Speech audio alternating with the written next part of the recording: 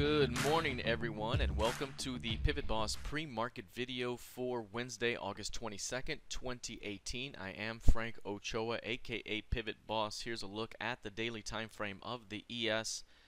You'll notice right here that the ES got very close to reaching the high of the year, which is 78.5, 28.78.5. We got pretty close yesterday, and then all of a sudden, late day sell-off occurred. You see the high here, 28.74s. And since then, overnight, after hours trading was also weak, but we've since bounced and are now approaching the midpoint of the previous session. So previous session's midpoint, 28.60, 28.63, right in that zone. That's an area right there to watch today. If price cannot get above that area, we could be looking at quite a move down.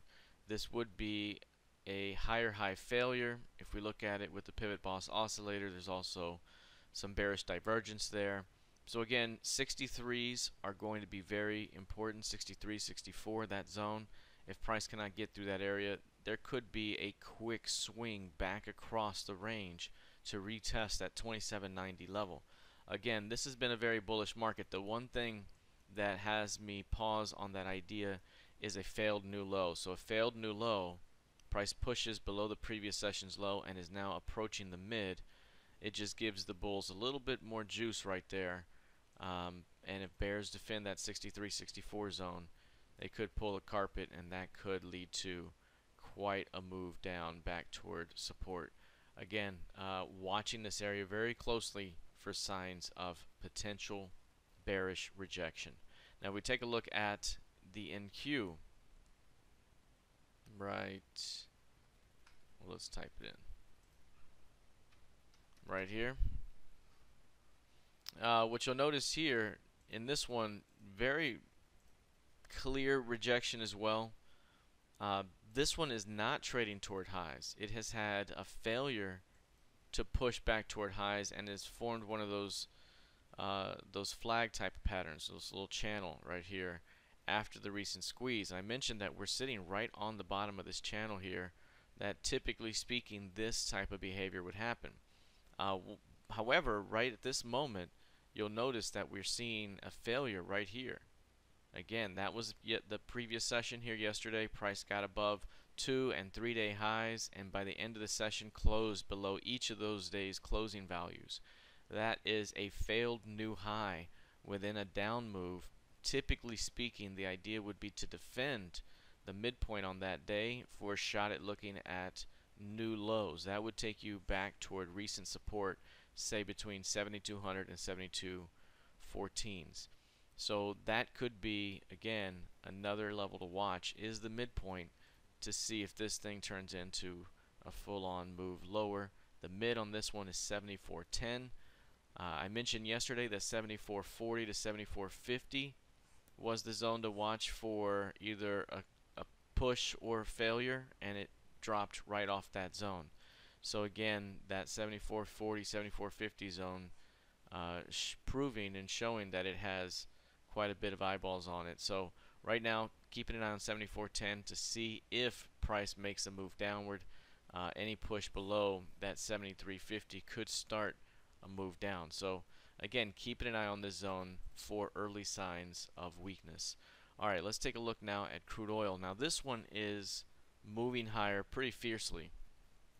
This one got an upside break through the top of that pattern. Yesterday's pre-market video, we mentioned that a breakout could be imminent, and right after the video was posted, we started to see a big breakout, an aggressive move.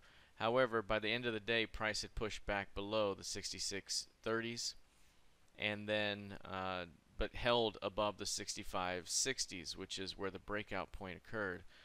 Now, in this case, price pushed right through that area all night and all pre-market, and has increased in its intensity to the upside.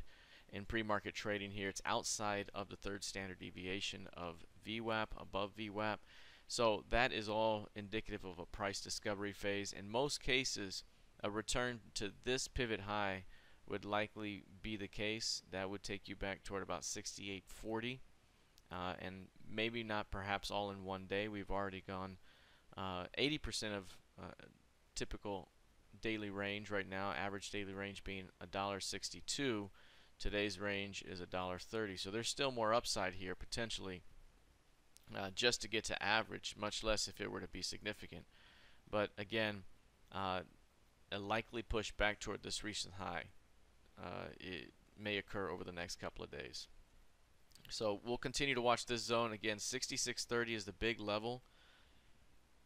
And if there's any failure to hold above this level over the next few days, that may lead to the next swing push lower. So that's the change of bias level, 66.30, that I've been watching. All right, let's take a look now at the YM here. You'll notice with the YM, we talked on this day that a rejection was occurring, and on this day we were getting the midpoint retest. We haven't quite broken out on that day, and then we got the breakout and continuation.